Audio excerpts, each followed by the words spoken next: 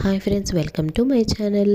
ఈరోజు వీడియోలో అయితే మనం ఇంట్లో పూజ అయితే చేస్తూ ఉంటాం. అయితే ఇంట్లో పూజ చేసేటప్పుడు ఆ పూజ ఫలితం ఆ దేవుని చెంతకు చేరుతుందా లేదా అని కొన్ని సంకేతాలను బట్టి మనం తెలుసుకోవచ్చు. అయితే అవి ఏంటి అనేది ఈ వీడియోలో అయితే మనం చూద్దాం. వీడియోని మొదటిసారి చూస్తున్నట్లయితే ప్లీజ్ సబ్స్క్రైబ్ చేసుకోండి. వీడియో మీకు నచ్చితే లైక్ చేయండి. అయితే మనం పూజ చేసుకోవాలన్నప్పుడు పూజ గదినంతా శుభ్రం చేసి, ఇంటినంతా శుభ్రం చేసి, తలంటు స్నానం చేసి పూజ అయితే చేస్తూ ఉంటాం. అలా పూజ చేసేటప్పుడు పూజ గదిలో మనం పూజకి దీపాలు పెట్టడం కానీ, ఒత్తులు పెట్టడం కానీ అలా చేస్తున్నప్పుడు కొన్ని సందర్భాల్లో చెయ్యి జారి కానీ కుంకుమ కింద పడిపోతూ ఉంటుంది. అలా పడిపోవడం అశుభ సంకేతం అవుతుంది. అలా జరగడం వల్ల మనకు మంచి జరగదు, ఇంట్లో చెడు జరగబోతుందని సంకేతం. అలాగే మనం పూజ చేసేటప్పుడు దీపం వెలిగిస్తూ ఉంటాము, అలాగే హారతి ఇస్తూ ఉంటాము. అలా హారతి ఇస్తున్నప్పుడు హారతి కర్పూరం కింద పడిపోవడం కానీ, హారతి ఆర్పడం కానీ జరుగుతూ ఉంటుంది.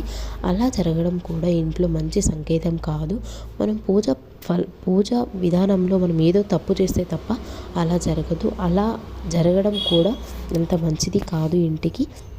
అలాగే మనం దీపాన్ని వెలిగిస్తున్నప్పుడు మన చేతి కాలడం కూడా జరుగుతూ ఉంటుంది. ఒక్కొక్కసారి మనకు తెలియకుండా అవి కూడా చెడు సంకేతాలుగా మనం చెప్పవచ్చు.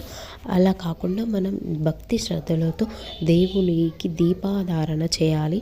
అలాగే భక్తి శ్రద్ధలతో దేవుణ్ణి వేడుకుంటూ ఉండాలి.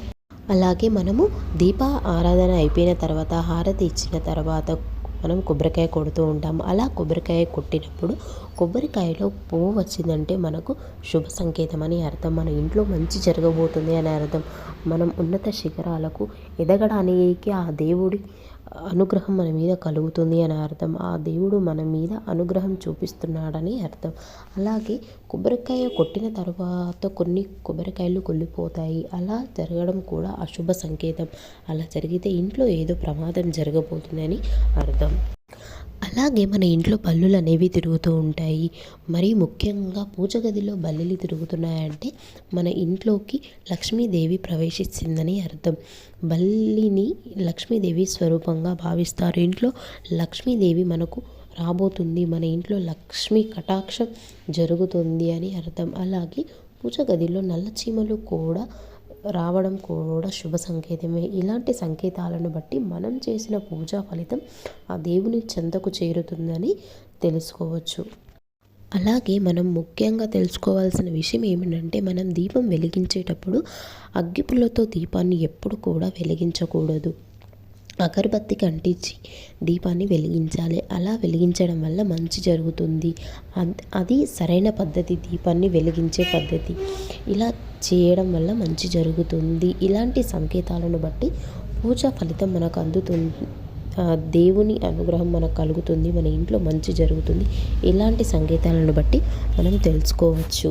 ఇదండి ఇవాల్టి వీడియో మీకు నచ్చినట్లయితే ప్లీజ్ సబ్స్క్రైబ్ చేసుకోండి. Thank you for